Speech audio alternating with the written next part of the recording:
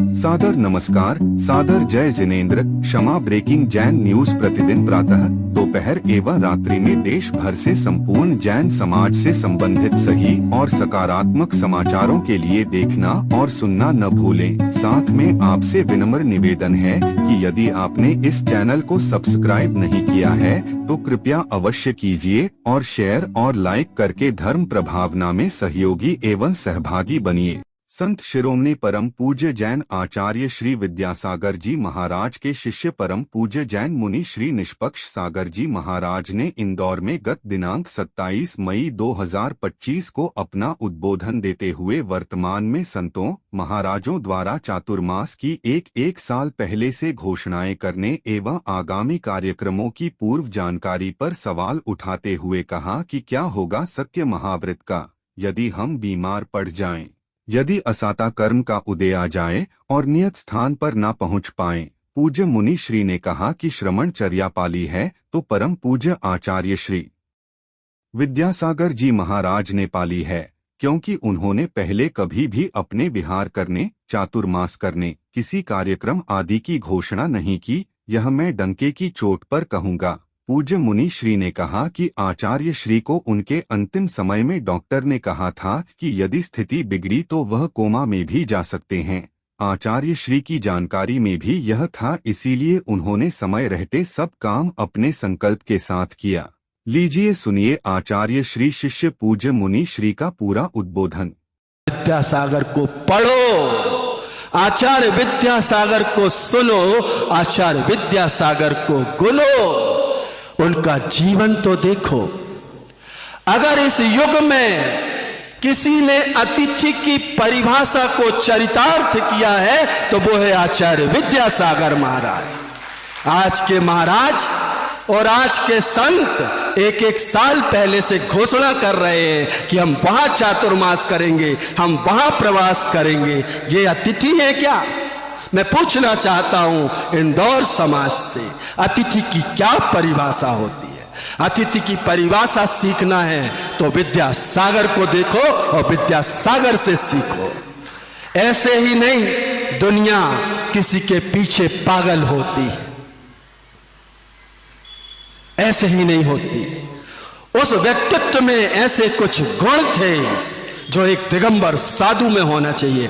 ऐसे ही नहीं चर्या थी।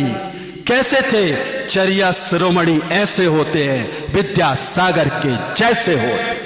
जो कहते नहीं करके दिखाते थे वो विद्यासागर होते हैं। कहना बोलना तो सबको आता है, लेकिन करना सिर्फ विद्यासागर को आता था। जो वो कहते थे वो करके दिखाते थे। पूरे जीवन भर अतिथि के रूप में यदि कोई जिया है, दिगंबरत्व को जिसने बहुमान दिया है, वो थे आचार्य विद्यासागर महाराज, जिनका ना कोई कार्यक्रम फिक्स होता था, ना कहीं आने की तिथि होती थी, ना कहीं जाने की तिथि होती थी। अगर नेमावर से कदम बाहर निकल गए तो विश्व में, पूरे भारत में एकमात्र संत ऐसा था जिसके लिए पूरे देश के गांव-गांव के लोग माला फेरने लगते थे, भावना भाने लगते थे। शायद इस बार कृपा विद्यासागर भगवान की हमारे गांव पर, हमारी नगर पर, हमारी डगर पर बरस जाए। और ऐसे कई उदाहरण हमने समीप में रह के देखे हैं। आप लोग कॉपीराइट बना रहे हो कि विद्यासागर आपके, अरे विद्यासागर तो जन जन का संत था। विद्यासागर तो जैनों का कम, जैनेतरों का आपसे ज्यादा आराध्य था, आपसे ज्यादा पूजक, आपसे ज्यादा भक्त यदि कोई थे तो वह जैनेतर समाज के थे। हमने देखा है, करीब से देखा है। वह जीवन भर अतिथि के रूप में जिए और आज बिहार होने के पहले प्रोग्राम डल जाते हैं। इतनी तारीख को यहाँ, उतनी तारीख को वहाँ। क्या होगा सत्य महाव्रत का यदि हम बीमार पड़ जाएं, यदि असाता कर्म का उदय हो जाए और यदि हम आपको बोलने के बाद ना पहुंच पाए? यह है मुनि धर्म, यह है दिगंबरत, यह है श्रवणचर्या। नहीं, श्रवणचर्या किसी ने पाली है तो वह विद्यासागर ने पाली है। डंके की चोट पे कहूंगा, किसी को चोट लग रही हो तो लग जाए, मैं चिंता नहीं करता, मैं स्पष्टवादी हूं, ध्यान रखना। तो आचार्य विद्यासागर महाराज जीवन भर अतिथि रहे और अतिथि का सर्वोत्कृष्ट उदाहरण उन्होंने प्रस्तुत किया तो अपने जीवन के उपांत बेला में किया। 24 मुनि दीक्षा, 25 मुनि दीक्षा, 58 आर्यका दीक्षा, किसी चीज की कोई घोषणा नहीं। 18 मंदिर का पंचकल्याण, इस इंदौर शहर में कोई चीज की कभी पहले से घोषणा नहीं। वो कहते थे कि यदि मैं घोषणा कर दूंगा तो कमेटी वालों के सिर के बाल नहीं बचेंगे। जब बिना बताए हमारी दीक्षा हो रही थी और 24 घंटे में 24 मुनिराज यदि कोई खड़ा कर सकता था तो वो विद्यासागर महाराज थे। आज दोपहर में 2 बजे घोषणा हुई और कल दोपहर को 2 बजे 24 ब्रह्मचारी मुनि बन के खड़े थे, वो था विद्यासागर। विद्यासागर से होड़ करने वालों, होड़ करना है तो चर्या में करो, होड़ करना है तो व्रतों के पालन में करो, होड़ करना है तो आराधना में करो। नाम लेने से कोई मतलब नहीं है। होड़ और दौड़ बहुत लग रही है, लेकिन होड़ और दौड़ किस ओर है? हमारा धर्म होड़ करना नहीं सिखाता। हमारी यात्रा तो इस बार अपनी ओर की यात्रा है, हम सब तो अपने यात्री हैं। तो आचार्य विद्यासागर महाराज ने जब उनको ये बात पता चली कि शरीर में अमुक अमुक रोग है, विद्यासागर महाराज ने जीवन भर कभी एलोपैथी का उपयोग नहीं किया, कभी किसी प्रकार की जांच नहीं कराई। पूरा संघ के साथ, संघ को लेकर के वह कमेटी, पूरी समाज लगी रही कि इतना सा रक्त दे दो, पता तो चल जाए क्या है। वह महामना अपने व्रतों में दृढ़ था, अपने संकल्पों में दृढ़ था और ज्ञान सागर का पक्का चेला था, ज्ञान सागर जी के लिए समर्पित था और ज्ञान सागर के एक एक गुण को किसी ने जिया तो वो विद्यासागर ने जिया। तो गुरुदेव विद्यासागर महाराज ने कुछ भी, कोई क्रिया नहीं, कोई प्रतिक्रिया नहीं। दुनिया के वैद्य डॉक्टर आ गए, डॉक्टरों की टीम आई, कौन सा देश का कोना था और कौन सा बड़ा डॉक्टर था जो नहीं आया हो। एक विशेष डॉक्टर को बॉम्बे से बुलाया गया, उसने उनको बहुत दिन पूर्व ही लक्षणों के आधार पर, आजकल तो सब चीज की क्या बोलते, टेस्ट, बिना टेस्ट के कोई डॉक्टर ही नहीं है। सर्दी जुकाम भी हो जाए तो पहले टेस्ट कराओ। अरे वो युग था, वो भारत है जहां पर चेहरा देख के और हाथ पे हाथ रख के रोग बता दिया करते थे, ऐसे वैद्य यहां हुआ करते थे। और आज का भारत देख लो, तुम यंत्रों पर पराश्रित हो गए। ये प्रगति है, ये अवनति है, ये उन्नति नहीं है, ये हमारा भारत नहीं है, ये तो इंडिया का कल्चर है, हमारी तो भारतीय संस्कृति है। हमारी 18वीं शताब्दी का इतिहास उठा के पढ़ो, इस भारत में भी उस समय पर शल्य क्रिया होती थी, पढ़ो इतिहास। तो मैं कह रहा था, आचार्य विद्यासागर महाराज, उस डॉक्टर ने उनको लक्षणों के आधार पर ये 1 to 1 ये बात सब बाद में सामने आई।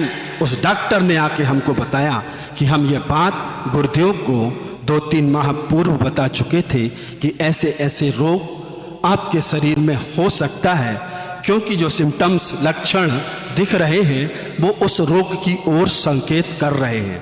इस रोग में क्या होगा, गुरुदेव ने 1 to 1 दोनों ने बात कर ली और सब कुछ समझ लिया। और वो जो उनका जितना बड़ा पेट था ना, उस पेट में बहुत सारे राज थे, पूरे जीवन भर उन्होंने पता नहीं क्या क्या पचा लिया। इस बात को भी पचा गए, संघ के किसी सदस्य को नहीं मालूम चलने दिया।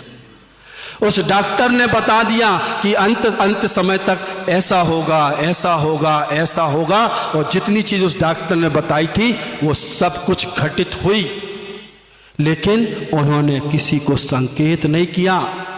उन्होंने अपने गुरु को, महावीर की परंपरा को साक्षी मान करके, अतिथि कैसे होते हैं, ढिंढोरा नहीं पीटते। जब उन्होंने अपने इस नगर से उस नगर जाने का बड़े बड़े आयोजन की कभी घोषणा नहीं की, ढिंढोरा नहीं पीटा, फिर तो इस काया से पर काया में जाना है, इस नगर से दूसरे नगर में जाना है। काय की घोषणा, कैसी घोषणा? अरे वह साधक था, साधक नहीं महासाधक था, साधना में लीन होना जानता था। सब कुछ जानते हुए भी उन्होंने अपनी इति, अपना उपसंहार जैसा आगम ग्रंथ में वर्णित है, एक वह मात्र महामना जिसने 26 वर्ष की उम्र में अपने आचार्य की, अपने गुरु की संलेखना कराई थी। उस समय पर बहुत करीब से शिक्षा ली थी उन्होंने ज्ञान सागर जी की संलेखना से कि संलेखना कैसी की जाती है। जिसने अपने जीवन में हजारों साधकों को संलेखना कराई, क्या वो अपनी संलेखना? बोलने वालों सुनो रे, है कुछ भी बोलते रहते हो, बुद्धि तो लगाओ, विवेक तो लगाओ, किसके लिए बोल रहे हो? है दिया की तरफ तो हो नहीं और सूरज को दीपक दिखा रहे हो। मूर्खो सुनो, वो अतिथि था और अतिथि ऐसे होते हैं और सीखो उनसे कि कैसे जाना है। उन्होंने अपने जीवन में जो कुछ भी किया सब कुछ उत्कृष्ट ही किया, उनकी चर्या उत्कृष्ट थी। ऐसे ही नहीं कहता था कोई कि 4 चतुर्थ काल का साधक है, ऐसे ही नहीं कहता था। उनकी चर्या में जो था वही आपकी चर्चा में था। ऐसा नहीं, जो कहते थे वो करते थे, और करते पहले थे, कहते बाद में थे। ये उनकी जीवन शैली रही है। तो वो लक्षण जैसे जैसे उनको दिखने लगे, उन्होंने अपना संकल्प ले लिया और समय के पूर्व ही उन्होंने संकल्प पूर्वक अपने आचार्य पद का त्याग किया। कैसे? उन्होंने बोला कुछ नहीं, कुछ नहीं बोला, किया सब कुछ। 6 दिन पूर्व चंद्र प्रभ सागर जी महाराज प्रत्याख्यान लेने पहुंचे तो उन्होंने कह दिया कि छपक प्रत्याख्यान नहीं देते। छपक का मतलब क्या होता है? जो समाधि संलेखना में रत है वो छपक है। लेकिन मोह होता है ना, वो महाराज समझ नहीं पाए कि गुरुजी ने इतना बड़ा संकेत दे दिया।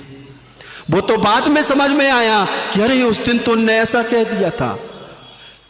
उन्होंने 6 दिन पूर्व से संघ को प्रत्याख्यान देना बंद कर दिया। प्रत्याख्यान, शिक्षा, प्रायश्चित कौन देता है? ये सब आचार्य के दायित्व हैं। उन्होंने संघ से भी अपनी, जो साथ में साधक से, उनसे भी अपनी मूर्छा हटा ली, सबको बाहर कर दिया और वह महासाधक अपनी समय में, अपनी आत्मा में लीन हुआ।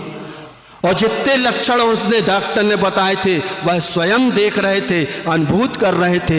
एक लक्षण और बोला था उस डॉक्टर ने कि यदि स्थिति बिगड़ी तो गाड़ी कोमा में भी जा सकती है। उनको ये भी अनुभूत था, ये भी जानकारी में थी, इसलिए उन्होंने समय रहते सब काम अपने संकल्प के साथ किया।